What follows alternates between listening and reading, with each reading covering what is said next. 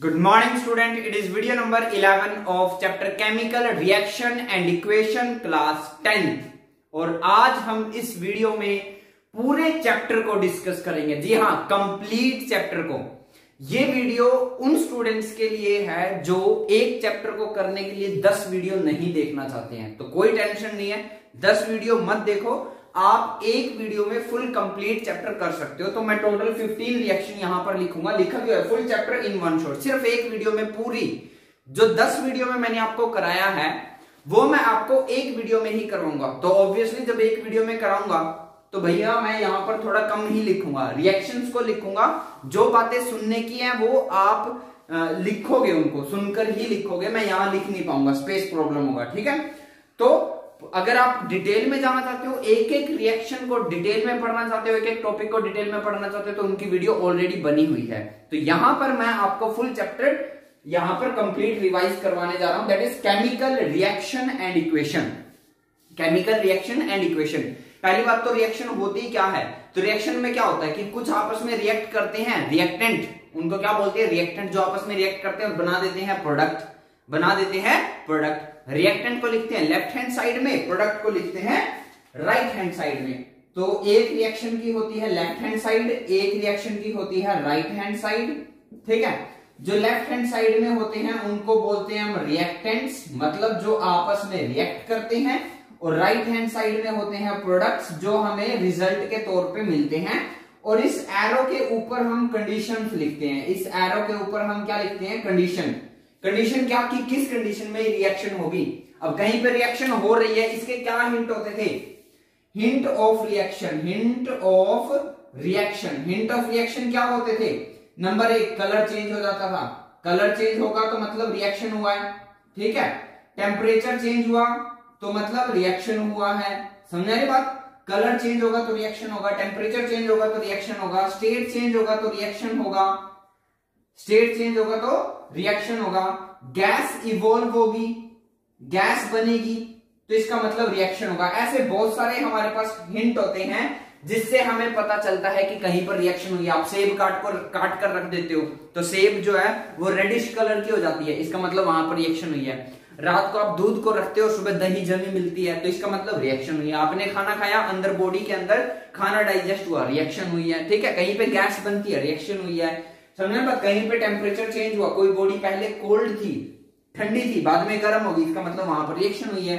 Fridge के अंदर क्या होती है, रिएक्शन होती है। तो ये सब हमारे हिंट होते हैं किसके, रिएक्शन होने के।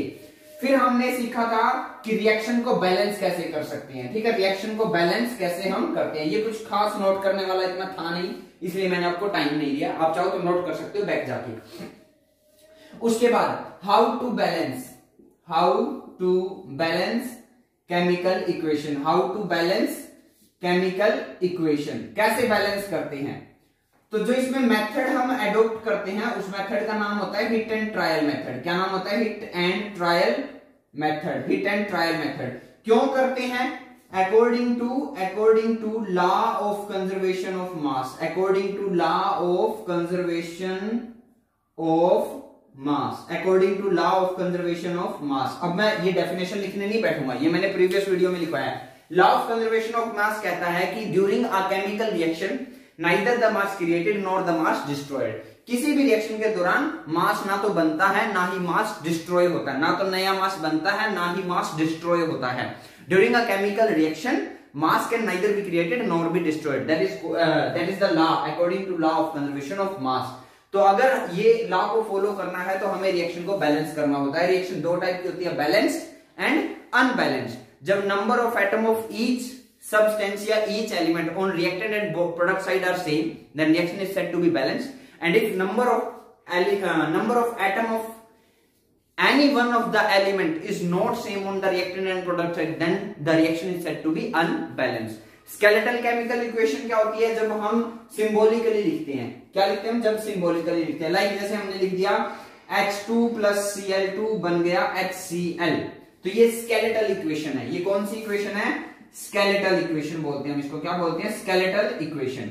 ये अनबैलेंस्ड है क्योंकि देखो इस साइड हाइड्रोजन 2, इस साइड हाइड्रोजन 1, इस साइड क्लोरीन 2, इस साइड क्लोरीन 1, तो ये अनबैलेंस्ड है। अगर मैं यहां पर 2 लगा देता हूं तो ये बैलेंस हो जाएगी। हाइड्रोजन दो, हाइड्रोजन दो, क्लोरीन दो, क्लोरीन दो। इसको कहेंगे बैलेंस्ड केमिकल इक्वेशन। क्या कहेंगे? बैलेंस्ड केमिकल इक्वेशन, क्योंकि यहां पर हाइड्रोजन एलिमेंट के एटम रिएक्टेंट साइड भी दो हैं और हाइड्रोजन एलिमेंट के एटम प्रोडक्ट साइड भी दो हैं। क्लोरीन एलिमेंट के एटम भी रिएक्टेंट साइड दो हैं और क्लोरीन एलिमेंट के एटम प्रोडक्ट साइड भी दो हैं। तो इसलिए ये बैलेंस्ड है, अदरवाइज अनबैलेंस्ड है। तो ये सब छोटी मोटी बातें थी, ठीक है।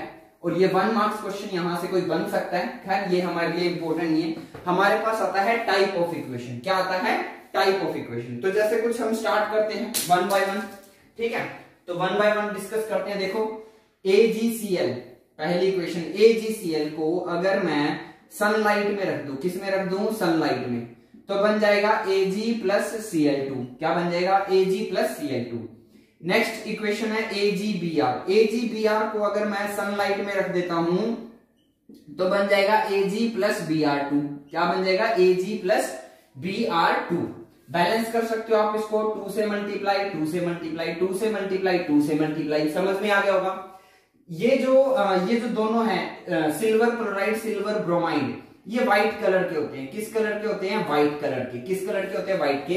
और ये जो सिल्वर बाद में जो बनता है ये ग्रे कलर का होता है। क्या होता है? ग्रे कलर का होता है। और ये जो दोनों रिएक्शन हमने लिखी है इनको बोलते हैं हम फोटो डीकंपोजिशन रिएक्शन। क्या बोलते हैं हम? Photo decomposition reaction. और ये जो दोनों कंपाउंड है हमारे पास, ये जो दोनों कंपाउंड हैं ये ब्लैक एंड व्हाइट फोटोग्राफी में यूज होते हैं। किसमें? ब्लैक एंड व्हाइट फोटोग्राफी में ये यूज होते हैं। ब्लैक एंड व्हाइट फोटोग्राफी में हम इसको यूज करते हैं। बोलिए, समझ में आया? ब्लैक एंड व्हाइट फोटोग्राफी में हम इसको यूज करते हैं। नेक्स्ट जो कुछ रिएक्शन थी हमारे पास वो ये है कि अगर हम लेड नाइट्रेट को PbNO3 को हीट करते हैं तो हमारे पास बनता है lead oxide plus NO2 plus O2। Balance आप कर लोगे, बैलेंस करना वो आपकी जिम्मेवारी है, रिस्पॉन्सिबिलिटी है।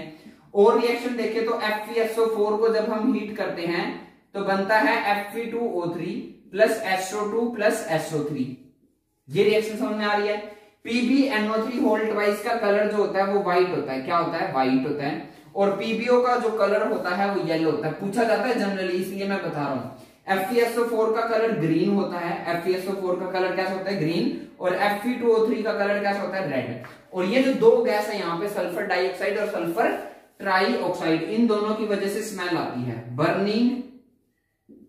बर्निंग सल्फर की स्मेल आती है। इनमें से बर्निंग सल्फर की स्मेल आती है। तो जनरली इस इक्वेशन की आपसे ऑब्जर्वेशन पूछी जाती है। तो दो ऑब्जर्वेशन होती है, ग्रीन कलर रेड में कन्वर्ट हो जाता है और बर्निंग सल्फर की स्मेल आती है। और ये जो दोनों रिएक्शन है इनको बोलते हैं हम थर्मल डीकंपोजिशन रिएक्शन। क्या बोलते हैं इनको हम? Thermal decomposition reaction. क्या बोलते हैं इनको हम? Thermal decomposition reaction. ये जो मैंने डेल्टा बनाया है, इस डेल्टा का मतलब है हीट। इस डेल्टा का मतलब है हीट। हमने हीट किया है, यहां हमने एनर्जी दी है। हमने एनर्जी दी है किसकी फॉर्म में? सनलाइट की फॉर्म में, इसलिए फोटो डीकंपोजिशन। यहां भी एनर्जी हमने दी है किस फॉर्म में? हीट की फॉर्म में, इसलिए ये थर्मल डीकंपोजिशन। एक और रिएक्शन होती है H2O, वाटर में से आप करंट पास करवा दो। क्या पास करवा दो? करंट। तो बन जाएगा H2 plus Cl2। H2 plus Cl2। बात समझ आ रही है? H प्लस कहां जाएगा? एनोड पर पॉजिटिव होता है, कैथोड पे। तो हाइड्रोजन आपको मिलती है कैथोड पे, क्लोरीन आपको मिलती है एनोड पे। ये कहां से कैसे पता चलेगा? ये आपके लिए प्रीवियस डिटेल वीडियो देखनी पड़ेगी, मैंने अलग से वीडियो बना रखी है, ठीक है। आप इसको बैलेंस कर सकते हो, 2 से मल्टीप्लाई, 2 से मल्टीप्लाई, ठीक है। और यहां पर आएगा सॉरी O2, ठीक है। नेगेटिव वाला कहां जाएगा? नेगेटिव वाले को बोलते हैं अनायन। अनायन कहा जाता है एनोड की तरफ, कटायन कहा जाता है कैथोड की तरफ, ठीक है। तो ये आ गया हमारे पास। इस रिएक्शन को हम बोलते हैं इलेक्ट्रोलिसिस। क्या बोलते हैं हम? इलेक्ट्रोलिसिस। यहां भी है एनर्जी हमने दी है, यहां पर भी हमने एनर्जी को दिया है। एनर्जी को दिया है तो इन तीनों रिएक्शन में हमने एनर्जी को दिया है। ध्यान से देखो, यहां किसकी फॉर्म में दिया?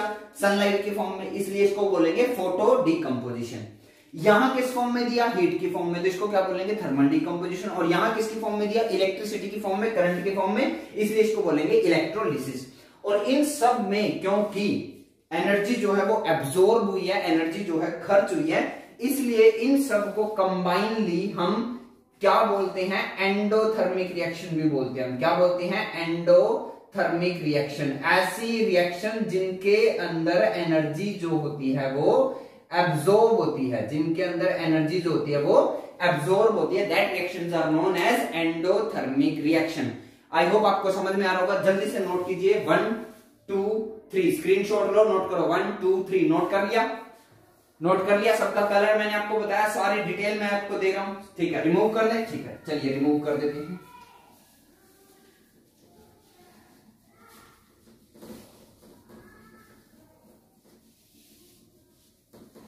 चलिए नेक्स्ट हम देखते हैं डबल डिस्प्लेसमेंट रिएक्शन। कौन सी reaction? Double displacement reaction. Double displacement reaction को हम पीपीटी रिएक्शन भी बोलते हैं। क्या बोलते हैं? पीपीटी रिएक्शन भी बोलते हैं। जैसे बेरियम क्लोराइड BaCl2 की रिएक्शन आपने करवा दी सोडियम सल्फेट के साथ Na2SO4 के साथ, तो बन जाएगा आपके पास BaSO4 प्लस NaCl। ठीक है, इसमें ये जो BaSO4 बना है ये व्हाइट कलर का पीपीटी होता है। किस कलर का होता है? व्हाइट कलर का पीपीटी होता है। और इसके साइड में ऐसे एरो भी लगा होता है। क्या लगा होता है? एरो, नीचे की तरफ एरो। जहां नीचे की तरफ एरो लगा है मतलब वो पीपीटी बना है। पीपीटी क्या होता है? बेसिकली इनसोल्यूबल होता है। क्या होता है? इनसोल्यूबल इन वाटर, इसलिए धीरे धीरे सेटल होता जाएगा बॉटम पर, कंटेनर में, बीकर में नीचे सेटल होता जाएगा। अगर ऊपर की तरफ एरो लगाओ तो इसका मतलब गैस बनी है, इसका मतलब गैस बनी है। और इसमें फेमस रिएक्शन है सिल्वर नाइट्रेट की रिएक्शन, AgNO3 की रिएक्शन पोटेशियम क्लोराइड के साथ, तो बनता है AgCl प्लस पोटेशियम नाइट्रेट बनता है। समझ रहे बात? यहां पर ये जो AgCl है ये पीपीटी होता है। किस कलर का होता है? वही व्हाइट कलर का पीपीटी होता है। किस कलर का पीपीटी होता है? व्हाइट कलर का। एक रिएक्शन और फेमस है, that is lead nitrate PbNO3 होल्टवाइज की रिएक्शन पोटेशियम आयोडाइड के साथ, तो बनता है potassium nitrate plus lead iodide. क्या बनता है? Lead iodide. यहां पर ये जो लेड आयोडाइड है ये पीपीटी है और इसका कलर येलो होता है। कैसा कलर होता है? येलो होता है। समझ आ रही बात? तो ये है सारी डबल डिस्प्लेसमेंट रिएक्शन, ये इनको बोलते हैं पीपीटी रिएक्शन। उसके बाद हम थर्ड टाइप देखते हैं, दैट इज डिस्प्लेसमेंट रिएक्शन। क्या देखते हैं? Displacement reaction. डिस्प्लेसमेंट रिएक्शन में क्या था? डिस्प्लेसमेंट रिएक्शन में आपने देखा था कि जब हम आयरन को कॉपर सल्फेट सॉल्यूशन में डालते हैं तो आयरन कॉपर से ज्यादा रिएक्टिव होता है, इसलिए इसको हटाकर खुद लग जाता है और कॉपर को बाहर कर देता है। यहां पर दो ऑब्जर्वेशन होती हैं। पहला, ये जो कॉपर सल्फेट था इसका ब्लू कलर था और इसका कलर जो था वो ग्रीन था, तो धीरे धीरे ब्लू कलर जो होता है वो फीका पड़ता चला जाता है, लाइट होता चला जाता है। जो ब्लू कलर होता है वो फेड्स अवे हो जाता है। तो यहां दो ऑब्जर्वेशन क्या होती है? Blue colour fades away, blue colour fades away. और सेकंड क्या होता है? Black coating deposit on iron nail. Iron nail जो आप लेते हो, जो लोहे की कील आप लेते हो, वो नई होनी चाहिए, न्यूली परचेज होनी चाहिए, पुरानी ना, उसमें जंग ना लगा हो, तब ये रिएक्शन नहीं होगी। आपको नई मार्केट से परचेज करके लेके आनी है और उसको कॉपर सल्फेट सॉल्यूशन में डालना है। जब आप आयरन नेल को न्यू परचेज करके लेके आते हो तो आप देखते हो उसका ग्रे कलर होता है, शाइन होती है, लेकिन जब आप उसको कॉपर सल्फेट सॉल्यूशन में डिप करके बाहर निकालोगे तो आपको देखेगा आपको आयरन नेल पर ब्लैक कलर की कोटिंग डिपॉजिट हुई मिलेगी। ये हमारे पास आयरन नेल है ना, आयरन नेल ऐसी होती है ना, मान लो आपने इतना पार्ट डिप किया तो इतने पार्ट पर ब्लैक कलर की कोटिंग हो जाएगी। बात समझ आ रही है? इतने पार्ट पर क्या हो जाएगी? ब्लैक कलर की कोटिंग हो जाएगी। तो कैसे पता चलेगा कि हमें कोई जो मेटल है डिस्प्लेस कर पाएगा नहीं कर पाएगा? उसके लिए हम याद करते हैं रिएक्टिविटी सीरीज। क्या याद करते हैं? रिएक्टिविटी सीरीज, वो मैं अभी बता रहा हूं। पहले ये बताओ, स्क्रीनशॉट लो और कॉपी में इसको नोट करो, ठीक है। तो इसको हम कर देते हैं रिमूव। तो इसके लिए हमने देखा था रिएक्टिविटी सीरीज। क्या देखा था? Reactivity series. तो रिएक्टिविटी सीरीज में क्या था? रिएक्टिविटी सीरीज में सबसे पहले पोटेशियम होता था, ठीक है, फिर sodium, calcium, magnesium and so on, ऐसा करते करते लास्ट में क्या आता था? हाइड्रोजन, फिर आता था कॉपर, सिल्वर, गोल्ड, प्लेटिनम। इसका मतलब डाउन द ग्रुप क्या होती है? रिएक्टिविटी डिक्रीज होती है। क्या होती है? रिएक्टिविटी डिक्रीज होती है। इसका मतलब ऊपर वाला हाई रिएक्टिव, ऊपर वाला क्या होता है? हाई रिएक्टिव, और नीचे वाला क्या होता है? नीचे वाला होता है लो रिएक्टिव। नीचे वाला क्या होता है? Low reactive. समझ आ रही बात? नीचे वाला लो रिएक्टिव, ऊपर वाला हाई रिएक्टिव। ये हमारे पास थी रिएक्टिविटी सीरीज। उसके बाद हमने देखी थी कॉम्बिनेशन रिएक्शन। कौन सी रिएक्शन? Combination reaction.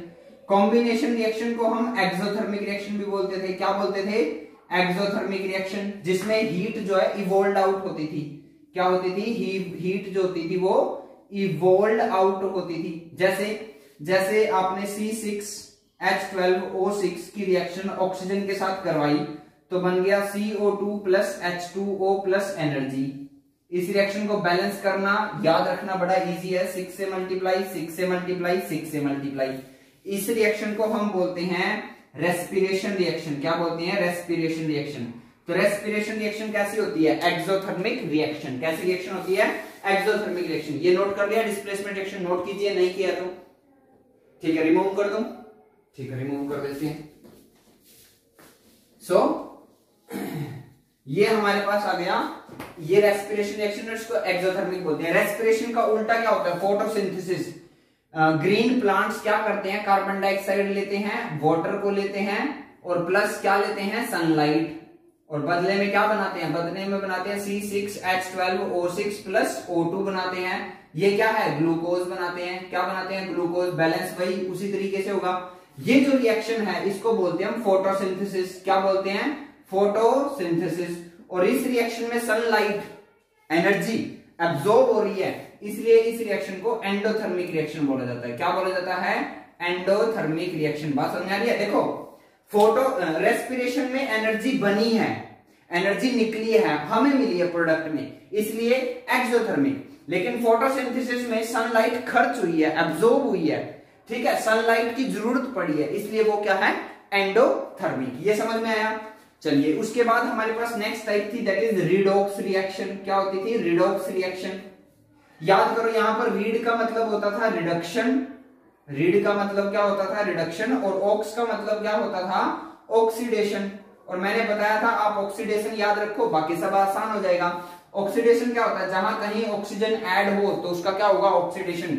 या हाइड्रोजन रिमूव हो या लॉस ऑफ इलेक्ट्रॉन हो। यहां प्लस का मतलब एडिशन है, माइनस का मतलब रिमूवल है। रिडक्शन की डेफिनेशन रिवर्स हो जाएगी, जब प्लस हाइड्रोजन हो, माइनस ऑक्सीजन हो और गेन ऑफ इलेक्ट्रॉन हो, उसको कहते हैं हम रिडक्शन।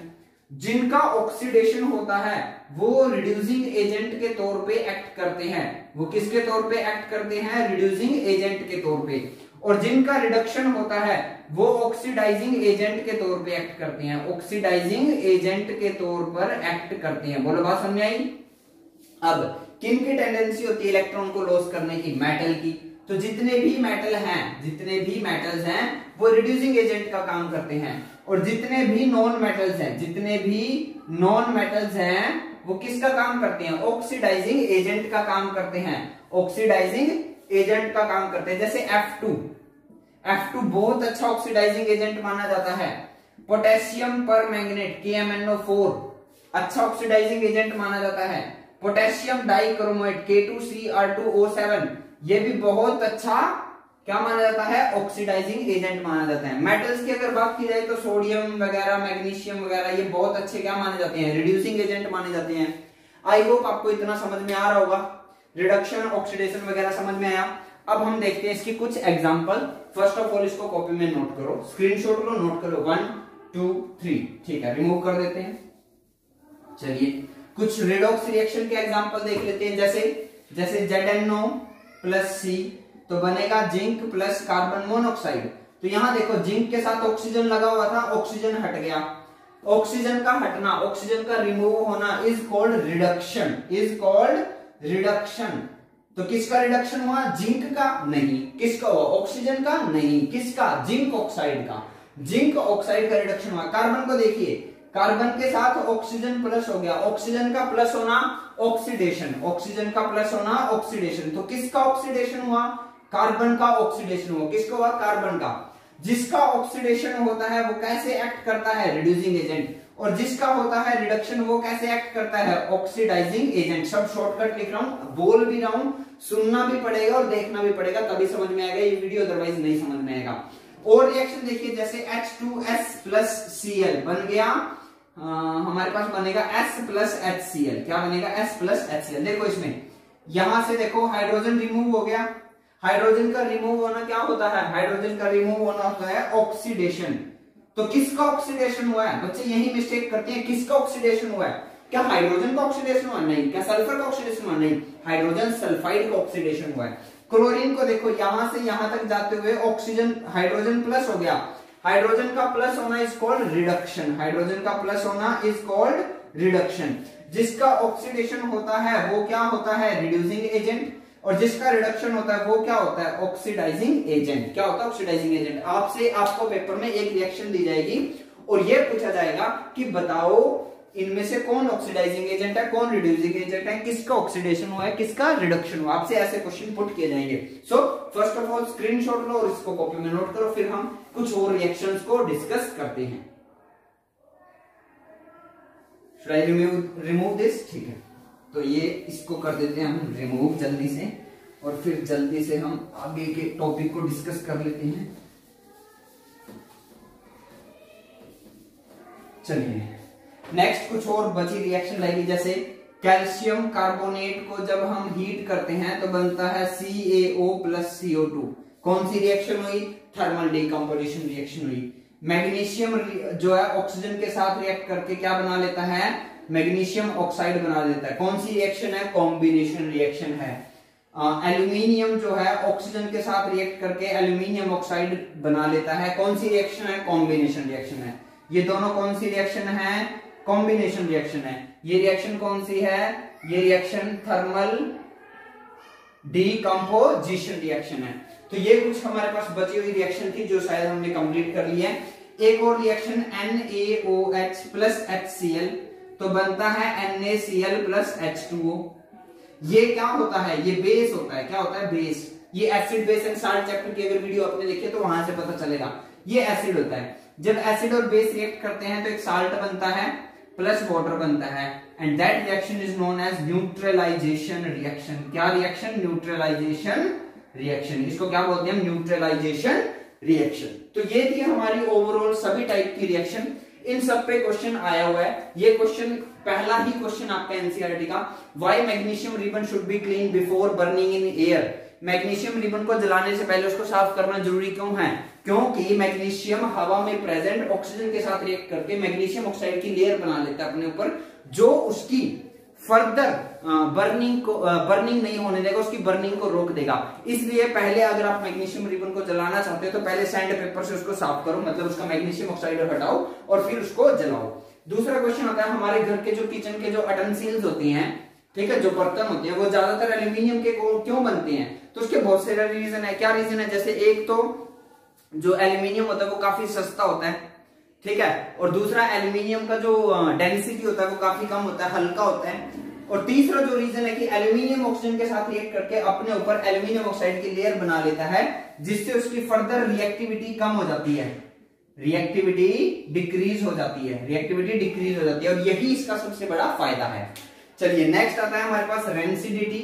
रेंसिडिटी क्या होता है? खाने का खराब होना। खाने का खराब होना, घर में खाना गलती से पड़ा रह जाता है जिसकी वजह से खराब हो जाता है। गर्मियों में ये प्रॉब्लम होती है, सुबह का रखा हुआ दूध शाम तक खट्टा हो जाता है, रीजन खराब हो गया, सब्जी रखी हुई थी खराब हो गई, that is called rancidity. That is called rancidity. किसकी वजह से होता है? Due to oxidation. किसकी वजह से? Due to oxidation of fats and oils. हमारे खाने में जो फैट और ऑयल होता है उसका ऑक्सीडेशन होता है, उसको बोलते हैं हम रेंसिडिटी। जिससे क्या होता है? जिससे बैड स्मेल हो जाती है, एक गंदी सी स्मेल आती है, एक बैड टेस्ट हो जाता है। क्या होता है? बैड टेस्ट आ जाता है, that is called rancidity. That is called rancidity. Prevention हमने इसके सीखे थे। क्या प्रिवेंशन थे हमारे इसके? प्रिवेंशन ये थे कि एक तो नाइट्रोजन फ्लशिंग करो। नाइट्रोजन फ्लशिंग मतलब अपने खाने की चीजों में नाइट्रोजन फ्लश करो। चिप्स के पैकेट में, कुरकुरे के पैकेट में आप देखते हो नाइट्रोजन फ्लशिंग होती है। दूसरा वैक्यूम पैकिंग करो। क्या करो? वैक्यूम पैकिंग करो, ठीक है। और तीसरा क्या था? तीसरा था रेफ्रिजरेशन यूज करो। क्या यूज करो? रेफ्रिजरेटर यूज करो। हम खाने को फ्रिज में रखते हैं ना, वही खाना जो एक दिन में खराब होने वाला था फ्रिज की वजह से शायद 2 दिन तक खराब नहीं होता है। हम दूध को, खाने वाली चीजों को जो बच जाती है रात को फ्रिज में क्यों रखते हैं? क्योंकि फ्रिज उसका टेम्परेचर कम रखता है। टेम्परेचर जितना ज्यादा होगा खाने के खराब होने के चांसेस उतने ज्यादा होंगे, रेंसिडिटी होने के उतने चांसेस ज्यादा होंगे, oxidation of fat and oil उतने ज्यादा होने के चांसेस होंगे, है ना। तो ये कुछ हमारे तरीके थे जिसको हम रेंसिडिटी को रोक सकते हैं। इसको नोट करो, फिर मैं इसको रिमूव कर रहा हूं, ठीक है। चलिए next, last topic and that is corrosion. That is corrosion. Corrosion आपने सुना ही होगा। कोरोजन क्या होता है? Slow destruction of metal. Slow destruction of metal. Slow destruction of metal. और रस्टिंग क्या होगा? रस्टिंग होगा slow destruction of iron. Slow destruction of iron. किसी भी मेटल पे जंग लगना कोरोजन, बट आयरन पे जंग लगना इज कॉल्ड रस्टिंग। कंडीशन क्या होती हैं? किन कंडीशन में वो होता है जंग लगता है? Number 1, exposed metal surface. Exposed metal surface, metal का सरफेस एक्सपोज होना चाहिए। नंबर 2 ऑक्सीजन प्रेजेंट होना चाहिए। ऑक्सीजन प्रेजेंट होना चाहिए। नंबर 3 मॉइस्चर प्रेजेंट होना चाहिए। क्या प्रेजेंट होना चाहिए? मॉइस्चर प्रेजेंट होना चाहिए। इन 3 कंडीशन अगर मिल जाए तो जंग लग जाता है। आयरन पे जो जंग लगता है उसका फॉर्मूला होता है Fe2O3.XH2O। इसको बोलते हैं हम रस्ट, या बोलते हैं हम इसको हाइड्रेटेड फेरिक ऑक्साइड। ठीक है। सिल्वर पे जो जंग लगता है Ag2S हम उसको बोलते हैं। फॉर्मूला क्या होता है? Silver sulphide. Sorry, chemical name क्या होता है? Silver sulphide. फॉर्मूला क्या होता है? Ag2S। और इसका कलर कैसा होता है? ब्लैक। कैसा कलर होता है? ब्लैक। इसका कलर कैसा था? इसका कलर था रेडिश ब्राउन। इसका कलर कैसा था? Reddish brown. बात समझ रहे? Reddish brown. अच्छा जी, दूसरा जो जंग लगता है वो कॉपर पर लगता है। फॉर्मूला होता है CuCO3.CuOH होल ट्वाइस। इसको बोलते थे हम बेसिक कॉपर कार्बोनेट। क्या बोलते थे? Basic copper carbonate. और इसका कलर कैसा होता था? कैसा कलर होता था? ग्रीन। कैसा कलर होता था? ग्रीन। प्रिवेंशन कैसे होता था? कोरोजन का प्रिवेंशन क्या था? पेंट कर दो, गैल्वेनाइजेशन करो, ठीक है, एलॉय यूज करो। मैं बोल रहा हूं, आप लिखिए क्या? एलॉय यूज करो, प्योर मेटल मत यूज करो। आप देखते हो आपकी जो स्टेयर होती है घर में, उनकी जो ग्रिल होती है वो स्टील की बनाई जाती है, आयरन की नहीं।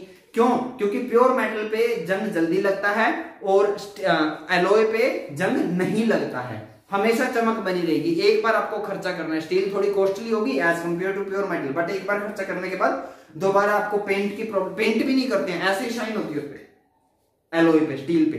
ठीक है। अच्छा, जिसमें मैं एक बात बतानी भूल गया, हम एंटीऑक्सीडेंट भी ऐड करते हैं, BHA एंड BHT।